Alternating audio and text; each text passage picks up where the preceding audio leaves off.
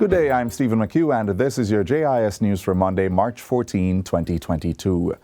Approximately 200 micro and small enterprises in 8 marginalized communities are set to benefit from grant support totaling $50 million. The grants will be provided under government's Integrated Community Development Project, Phase 2, which is being implemented by the Jamaica Social Investment Fund, JIS. It was formally launched during a ceremony at the Jamaica Pegasus Hotel last Thursday. It will directly benefit 53,234 residents in August Town, Denham Town, and Greenwich Town in Kingston and St. Andrew, Treadlight in Clarendon, and Anchovy, Mount Salem, Norwood, and Salt Spring in St. James. Minister of Industry, Investment and Commerce, Senator Aubin Hill, says the initiative will pave the way for small businesses to ramp up their activities and productivity. Enterprise will replace unemployment and, as research indicates, the level of criminal activity will be reduced as increasing numbers of residents become more gainfully employed. Areas such as small-scale manufacturing, agriculture, agro-processing, fashion and beauty care, furniture making and upholstery, and entertainment will be given priority. Under the initiative, selected enterprises and entrepreneurs can also receive up to $400,000 in equipment support and will have access to business development training and registration. Small farmers from the Short Hill community in St. Elizabeth have received a major boost to their agricultural operations through the donation of 50 water storage tanks. The 650-gallon tanks, which included features for drip irrigation, were provided by the Tourism Enhancement Fund, TEF. The donation forms part of a $4 million 3-month training and support initiative for farmers to enhance their ability to supply the tourism sector. Tourism Minister Edmund Bartlett says the demand that tourists bring for food is huge, and the agriculture sector can help to supply that demand. We are excited about the prospects of Jamaica now, taking a new leaf of life on the matter of supplying against the demand for tourism, particularly in agriculture. Executive Director of the TEF, Dr. Carey Wallace, says the entity understands the need to strengthen the tourism-agriculture link. It's great and heartwarming to see that connection and that link being made and the gaps being filled between tourism and agriculture. We had come down initially to do training for the farmers to get them to be able to produce and supply the tourism sector. And we then realized the gap that they had in the need for the water tanks. And then in that response, being so responsive, we said, let's get water tanks as well. Prime Minister Andrew Holness says government will be scaling up the new social housing program, NSHP, to provide 10 units per constituency starting in the 2023-2024 fiscal year. That's double the 5 units currently being provided across the island's 63 constituencies annually. Mr. Holness says the NSHP will be utilizing $500 million in the 2022-23 budget to provide 315 houses to families. Plans are also advanced to scale up the program through private sector support. We have gotten some indication that persons want the help from the private sector. We are working out that modality. We have gotten some support from the NHT, and we'll see how that works.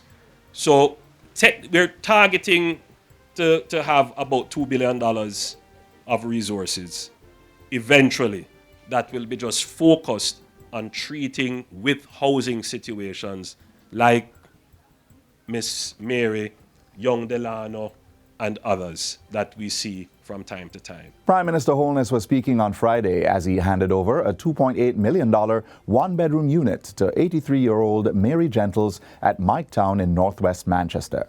A facility is being built in St. Thomas for adolescents to access a range of clinical, educational, and social services in a safe environment. Ground was recently broken for the Teen Hub, which will be situated on Church Street in Morant Bay.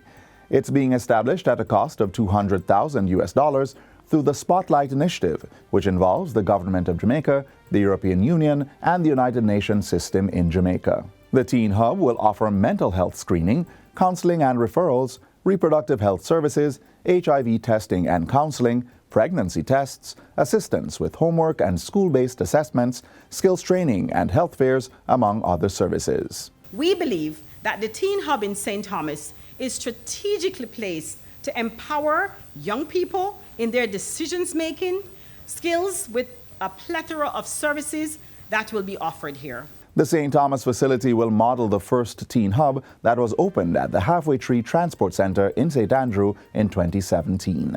In 2019, 7,000 adolescents accessed skills-based mental health, career guidance, HIV and pregnancy prevention education at the Halfway Tree Teen Hub, and 879 received HIV counseling and testing. In 2021, approximately 3,350 young persons accessed services at the facility.